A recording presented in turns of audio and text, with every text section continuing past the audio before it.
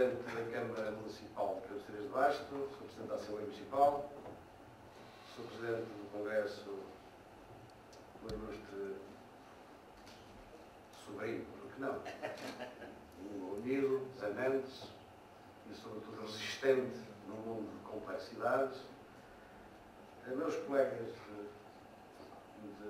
de mesa, dispas das suas formas de pensamento, aliás, manifestas, que vou reparar, não alinho nestas coisas neste momento, o papel hoje não é esse.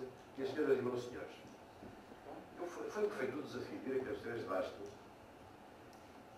falar sobre educação, formação e a sua importância no contexto económico.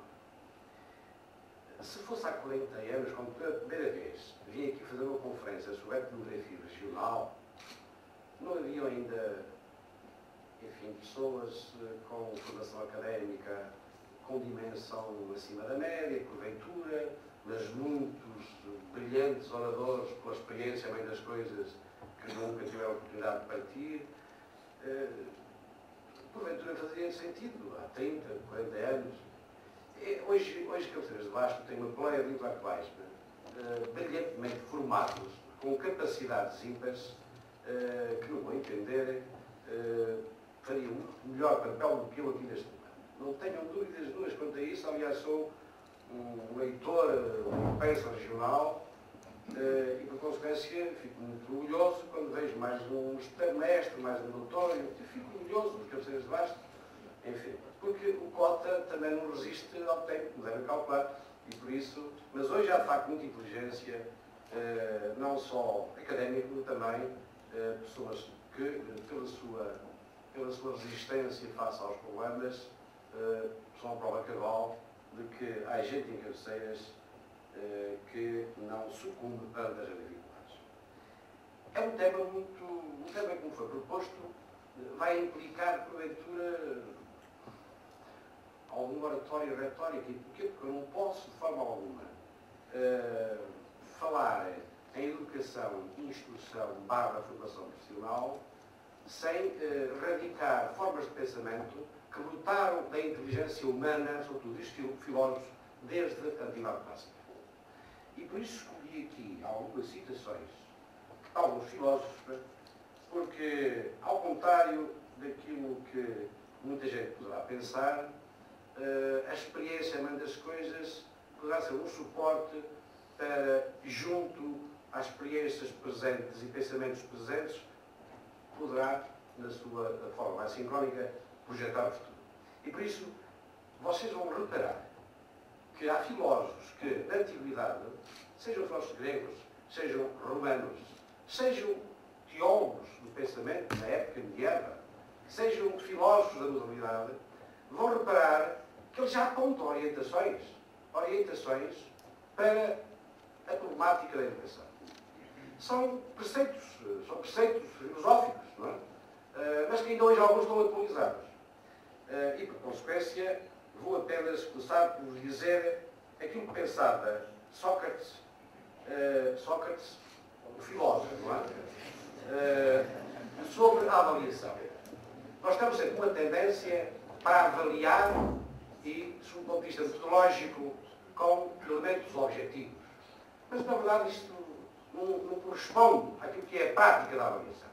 E já dizia Sócrates na antiguidade que avaliar não se reduz apenas àquilo que o indivíduo sabe, mas também àquilo que pensa.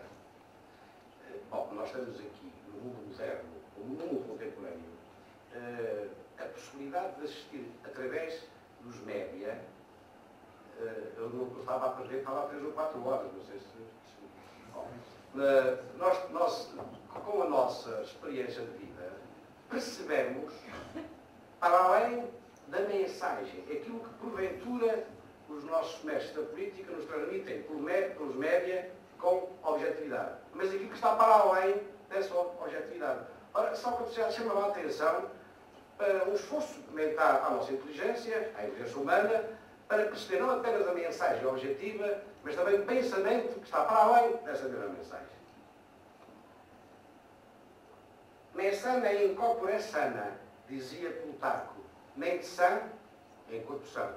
Não é possível haver uma mente que não seja imunizada, que consiga suportar um corpo que não esteja patologicamente enfermado. É a mesma coisa que apelava com transferência plutarco, na antiguidade, à formação, à educação, ao helenismo. Ora, vocês vão perceber que daí um bocadinho, porque não tiver como tenho necessidade de referir este tipo de homens da filosofia.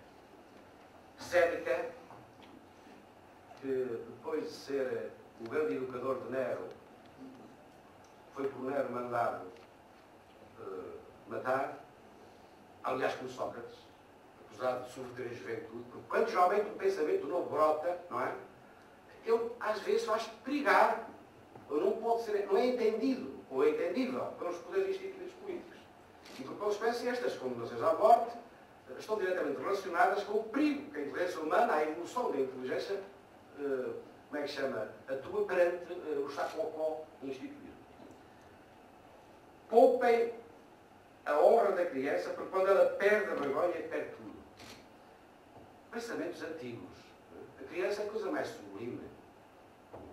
E por consequência, se o adulto não perdesse a essência biológica da sua bondade interior, porventura não havia estas clivagens intestinas, às vezes são aparentes, não é?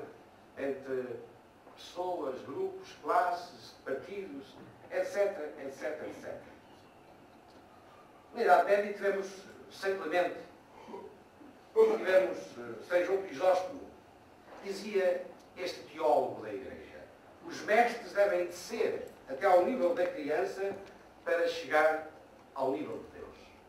Ora, não discuto os arquétipos do transcendente, não estou aqui para isto, mas era aquilo que eu dizia anteriormente e foi na linha do Séneca. Se os homens não perdessem a sua essência, mantinham a beleza e a solidariedade de uma criança na sua vida social. Com o espírito das cruzadas, a resposta à invasão aos árabes, a educação e a instrução começou a sair para fora do âmbito monacal e eclesiástico, embora continuasse sob a influência da inspeção da Igreja. Dos pedagogos dignos de menção destaca Bacon, curioso naturalista, que defendeu que a observação e a experiência são fontes de conhecimento. E São Tomás de Aquino, da sua obra Suma Teológica, defendeu um conjunto de princípios pedagógicos, como, por exemplo, o de que o mestre deve ser dotado de grandes qualidades morais e instruído na ciência. Vamos ver aqui, é um teólogo. Diz que a ciência não é incompatível com a razão. Grandes problemas que depois verificaram no século XIX, a partir do século XIX. E dizia Gerson que passou toda uma vida a pensar nos surdos mudos e nos cegos. E teve que inventar formas técnicas de facilitar a vida para que eles pudessem comunicar. Ora, o ABC do Simples foi o início dessa grande caminhada. O regresso à cultura greco-romana fez nascer uma pleia de educadores, desde Rabelais, Erasmo, Montaigne, entre tantos. Colocaram sempre todo o seu talento ao serviço da idade moderna, atingindo o som mais frequente com Bacon, Descartes, Locke, Fenelon, Montesquieu, Rousseau, etc, etc. Todos eles prestaram atenção à educação. Não apenas no que concerne a propostas de projetos educativos, como reconhecendo nela a seiva que irriga uma sociedade. Até Ponce Leão prestou atenção, como vos dizia também, aos surdos cegos. E Valentin Agny, que descobriu o braille para que os cegos pudessem continuar. Estamos a falar o início de uma caminhada em 1570 para o fim do século, só no fim do século XIX, chegarmos à perfeição e à descoberta desse grande equipamento, que é hoje um instrumento vital para a comunicação com os cegos. Todos os pensadores tiveram uma coisa em comum. Anunciavam como os profetas a boa nova. Os políticos ou elevavam a qualidade de projetos para o país ou a consideravam atentatória dos poderes instituídos. Muitos destes pensadores foram perseguidos. A história está cheia de exemplos. Alguns mortos, como aliás referi, algumas das suas obras foram queimadas e definitivamente apagadas da possibilidade de serem consultadas. Durante vários séculos da história das civilizações, as sociedades viram-se sempre confrontadas com decisões políticas exclusivas, que que consideravam a educação como um privilégio de alguns, fossem ordens, fossem grupos, fossem classes sociais. O fundamento assentava sempre de que a vulgarização da educação, escutei isto, a vulgarização, até o século XX, foi ontem, em tempo histórico, a vulgarização da educação seria prejudicial às sociedades, na medida em que poderia levar ao abandono das profissões mais modestas e indiferenciadas. A base conceptual assentava no facto de que a generalização provocaria o descalabro das atividades na base das quais funcionava a economia. Isto pode viver até ao século XX submetidos a esta concepção. Na segunda metade do século XX, estudos aturados, aí aparece a ciência, com todos os seus mecanismos. Compararam países com recursos iguais ou ligeiramente diferentes e concluíram da existência de disparidades de desenvolvimento económico que relacionaram como resultante dos graus de investimento que cada país fazia na educação e na formação. Isto é, os países mais desenvolvidos eram aqueles cujo espírito humano investiu dinheiro na educação e na formação. Capital, na prática, vieram a tirar rendimento. Assim sendo, qualquer sociedade que venha ou que tenha como horizonte o desenvolvimento não pode planear a sua economia sem, neste plano, ter em consideração o planeamento integrado do ensino e da formação profissional.